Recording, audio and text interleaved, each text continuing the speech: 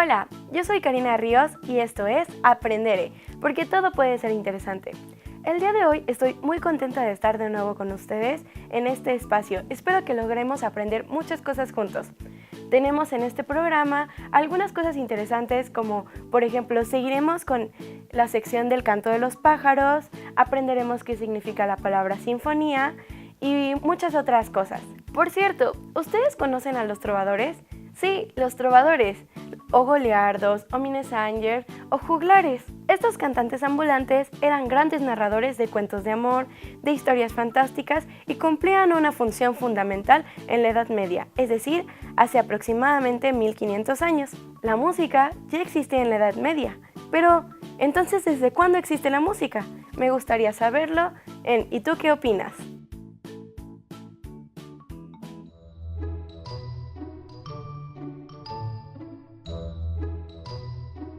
¿Desde cuándo existe la música?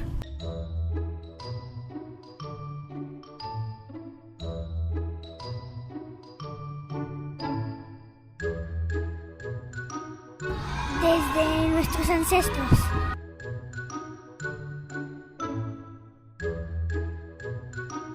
Yo creo que desde los Homo sapiens.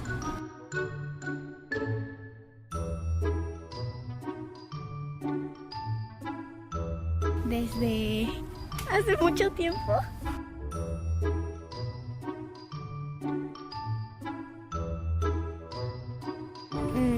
Desde el Renacimiento.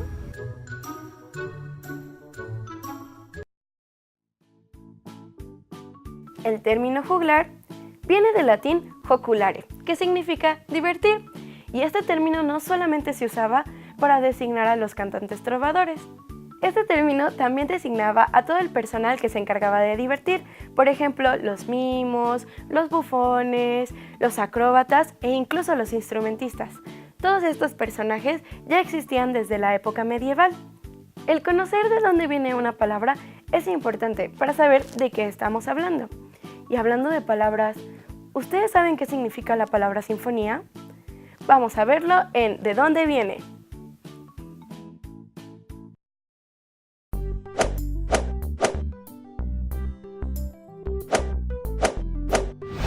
La palabra sinfonía tiene sus orígenes en el griego sinfonia. Esta palabra está formada por tres partes. La primera es el prefijo griego sin, que significa con, junto y a la vez. La segunda parte es fon, que hace referencia al sonido. Y por último, el sufijo ya, que quiere decir acción o cualidad. Después evolucionó al latín sinfonia y a nuestro idioma llegó como sinfonía. Una sinfonía es un conjunto de instrumentos y voces que suenan simultáneamente y de manera acorde. También se le llama sinfonía a una composición que es creada para ser interpretada por una orquesta. Existen compositores que se han hecho famosos por sus sinfonías, por ejemplo Mozart, que creó aproximadamente 41, y Beethoven, a quien muchos reconocen por su 9ª sinfonía. ¿Alguna vez has escuchado una? Te invitamos a hacerlo. Los trovadores venían de diferentes lugares, pero todos tenían una cosa en común. Se trasladaban de pueblo en pueblo para llevar la música a todas partes. Y no solamente la música, sino también historias de guerreros y de las gestas, es decir, las luchas que tenían los caballeros para demostrar su valor. Y claro, sus canciones también relataban historias sobre guerras y poderosos reinos. Se acompañaban de violas y laudes y transmitían su música a la corte, al pueblo y en general a toda la gente. Sí, todos podían disfrutar de sus cantos y sus fascinantes relatos, así como todos podemos disfrutar del canto de las aves. ¿Recuerdan que el programa pasado Liz nos estuvo contando un poco acerca de esto? Vamos a la segunda parte del canto de los pájaros para conocer más.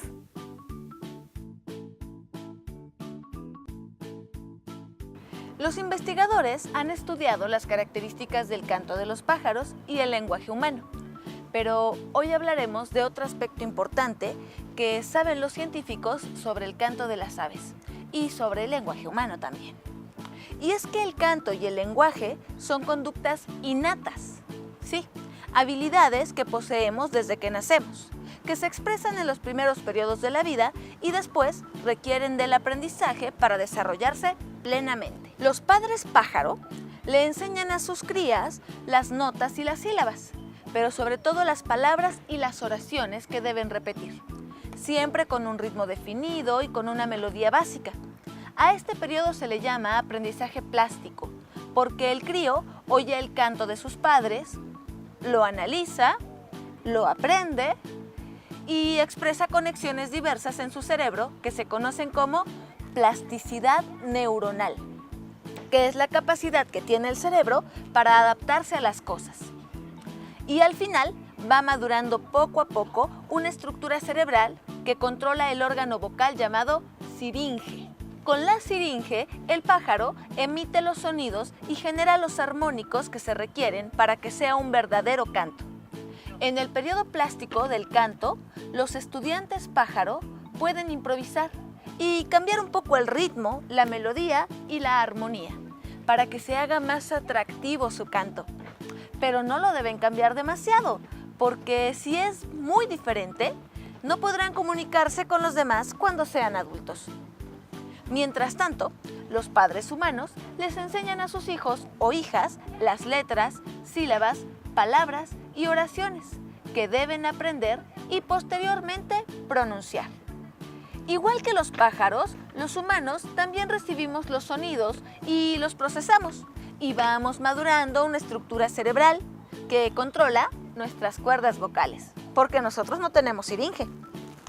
A partir de que los pájaros emiten sus primeros cantos y nosotros pronunciamos nuestras primeras palabras, el crecimiento y plasticidad cerebral empieza a darnos el potencial de la comunicación. En unas cuantas semanas, el pájaro habrá completado sus clases de canto. Entonces, su cerebro crecerá y generará conexiones en el área L, relacionada con la percepción de los sonidos. También estará involucrada el área HCB, que se dedica al aprendizaje de los sonidos. Y por último, el área RA, que se encarga del control motor del órgano vocal. En el humano ocurre algo similar, porque madura la conexión cerebral que inicia con la corteza auditiva primaria, con el área de Wernicke, encargada de reconocer las palabras, y con el área de Broca, que junto con la corteza motora permite generar el control motor de nuestras cuerdas vocales, como si fuera la siringe de los pájaros. Los bellos sonidos que oímos en nuestras caminatas por las áreas naturales o en los jardines de nuestras colonias solo son emitidos por los pájaros macho, porque solo ellos tienen una hormona que hace que las neuronas crezcan, que los núcleos cerebrales se conecten, que la siringe aumente su volumen muscular y el pájaro emite el canto que aprendió en su época de niñez y juventud. Esta hormona se llama testosterona y es producida por los machos en la época de reproducción, razón por la cual se ha asociado al canto de las aves como un mecanismo de atracción sexual. Es decir, su canto sirve para que las hembras lo seleccionen y puedan reproducirse. Un macho que no tenga suficiente testosterona porque es muy joven o muy viejo, o porque no se alimentó bien, no estará suficientemente motivado para reproducirse y seguramente no tendrá el proceso plástico en su cerebro, por lo que el canto que produzca simplemente será deficiente y las hembras lo ignorarán. Un macho que no haya aprendido bien el canto o que durante sus clases de canto haya oído constantemente el canto de otros pájaros, habrá hecho una combinación en su canto que las hembras no lo reconocerán como canto de su especie o simplemente no les gustará. Es por esta razón que los machos deben tener las características adecuadas en su cerebro, en su cuerpo y en sus hormonas para que se conviertan en un Pavarotti del mundo natural. Pero, ¿acaso no puede haber una Cecilia Barlotti en el mundo de los pájaros? Por desgracia, no. No tienen suficiente testosterona.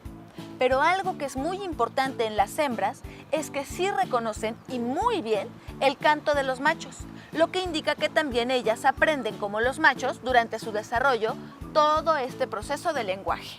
Son tan buenas para identificarlo que pueden identificar cantos de machos de la misma especie, pero que habitan diferentes regiones. Como cuando nosotros reconocemos a alguien que creció en Monterrey o en Mérida por el acento con el que hablan. Si las hembras no reconocen bien el canto o no les gusta, simplemente no seleccionarán a ese macho que le emite y no habrá reproducción. Pero los investigadores científicos pueden hacer maravillas en sus laboratorios y se han preguntado, ¿qué pasaría si a la hembra le inyectamos un poco de testosterona? ¿Cantaría como los machos? ¿Tú qué crees? La respuesta, pues es que si les inyectamos testosterona a una hembra, esta empieza a cantar como si fuera macho, lo que demuestra que su cerebro tiene la misma capacidad para oír y desarrollar, para ejecutar también el canto de los machos. Pero solo le falta producir esa hormona que permite que las neuronas crezcan y que generen la red cerebral para cantar. Hay muchos humanos que no pueden hablar, ni tampoco cantar, y no porque tengan un defecto en sus cuerdas vocales, sino porque su cerebro no se desarrolla adecuadamente. Esto se debe a un gen llamado FOXP2, que no se encuentra activo o que tiene alguna modificación. Este gen participa en la formación de redes neuronales en los humanos, lo cual es muy importante para poder hablar y cantar.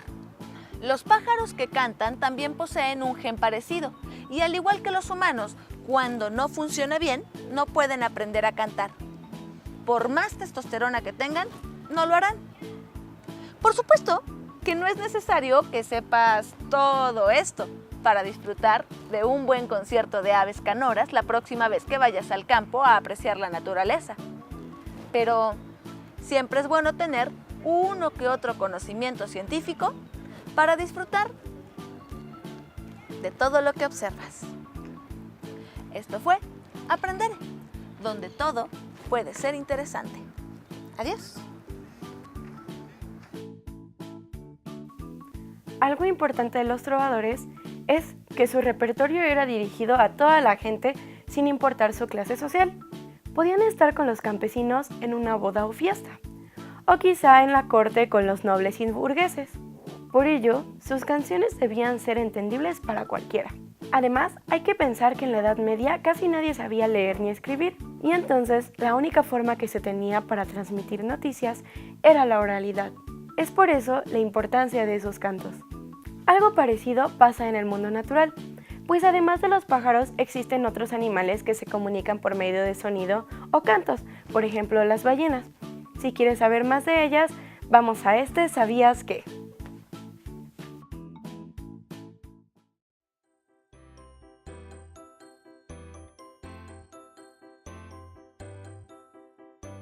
¿Sabías que las ballenas de Groenlandia o ballenas boreales pueden vivir 200 años sin sufrir graves enfermedades? Tienen la capa de grasa más gruesa y la barbilla más larga que cualquier otra ballena. Además, pueden atravesar el hielo. Pero hay otra característica que las vuelve todavía más impresionantes. Los investigadores han descubierto que estas ballenas pueden emitir diferentes sonidos tan variables como lo es la música de jazz humana. Sí, las ballenas boreales son capaces de producir sonidos tan estremecedores y emocionantes que podrían considerarse un canto. Investigadores de la Universidad de Washington grabaron el video donde estas cantantes de 18 metros de largo y 90.000 kilos sorprenden con su repertorio que es tan variado que no vuelven a repetir nunca ninguno de sus cantos, a pesar de que cantan en voz alta las 24 horas del día. Este hecho se ha convertido en un misterio para los científicos. Pero las ballenas de Groenlandia no son las únicas artistas de su especie. También las ballenas jorobadas, con sus 2 orificios nasales, sus casi 16 metros de largo y sus 50.000 kilos, son excelentes intérpretes.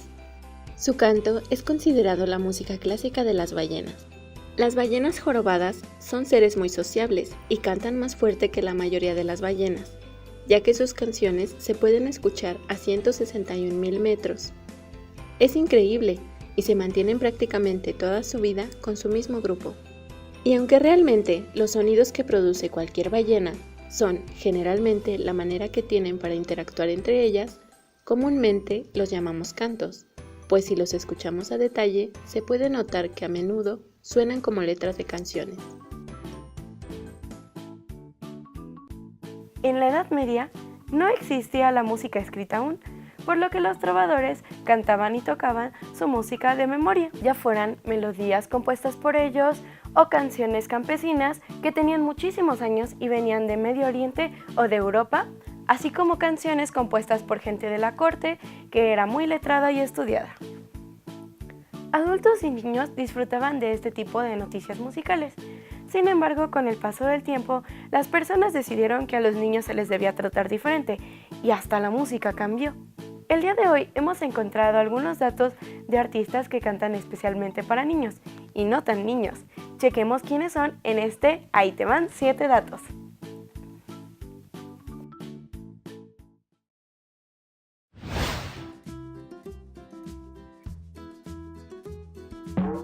¿Conoces a Cricri? Algunas de las canciones de este grillito cantor han sido traducidas a inglés, francés, italiano y japonés, para que así la música de este intérprete mexicano llegara a muchos más niños. Luis María Pesetti es un escritor, músico y cantante que nació en Argentina. Ha dedicado su vida a escribir y componer tanto para chicos como para grandes.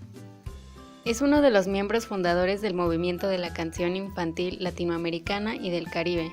¿Lo has escuchado? Los Patita de Perro son un trío musical originario de Puebla. Su música lleva mensajes a través del rock. Invitan a los niños a pensar a través de la música y han tocado a lo largo y ancho de México, así como en otros países. María Elena Walsh fue una escritora, cantautora y compositora argentina que se especializó en el público infantil. Escribió más de 50 libros, hizo 20 discos y muchas de sus creaciones fueron traducidas a varios idiomas. ¿Te imaginas a un monstruo peludo de un ojo cantando canciones para niños? El músico Alberto Rodrigo tuvo esta idea y a finales del 2015 nació Chumichuma. En este grupo se mezcla el swing, el folk, el country y el rock and roll para crear canciones divertidas para niños y para padres. Petit Pop es un grupo español que tiene el objetivo de acercar el pop a los niños y en sus canciones tratan diversos temas que los niños viven día a día. Por ejemplo, la aceptación de uno mismo, la llegada de un nuevo miembro a la familia y el por qué nos preguntamos tantas cosas.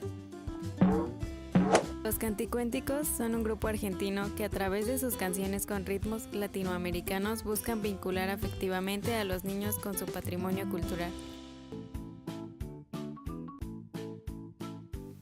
La música de los trovadores muchas veces tenía mensajes de la corte y del rey, quienes pagaban dinero a estos cantantes para que ellos transmitieran las grandes hazañas del rey, por lo que la música no siempre fue un entretenimiento.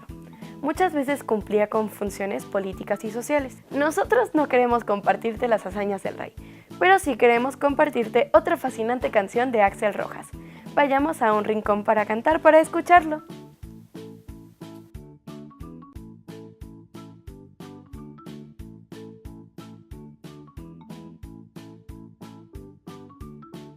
Hola, mi nombre es Axel Rojas y esta siguiente canción creo que es la más especial de todas porque fue la primera que escribí para niños. Es El oso mugroso.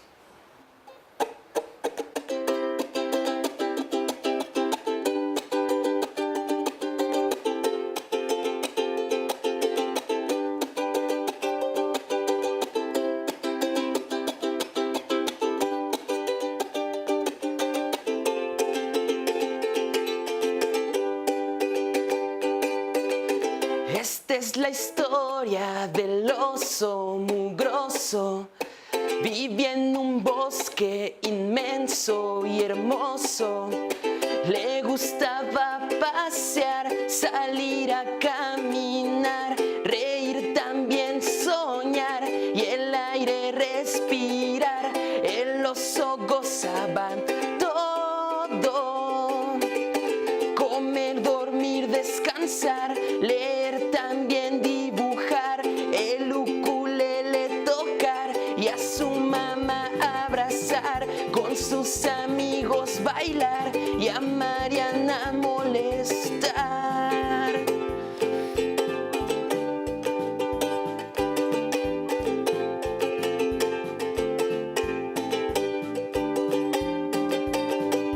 Nada en esta vida lo hacía sentir mal hasta que le decían: te tienes que bañar.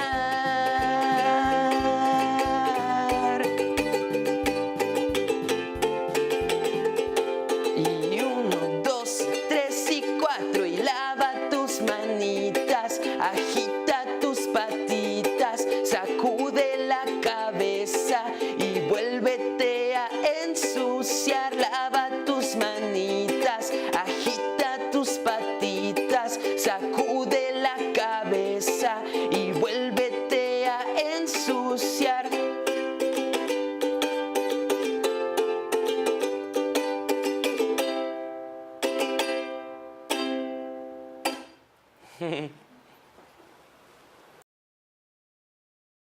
Hasta aquí llega el programa del día de hoy.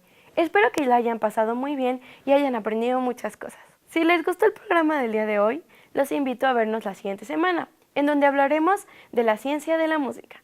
Sí, todo lo que ocurre en nuestro cerebro cuando escuchamos música. Me dio mucho gusto verlos por acá.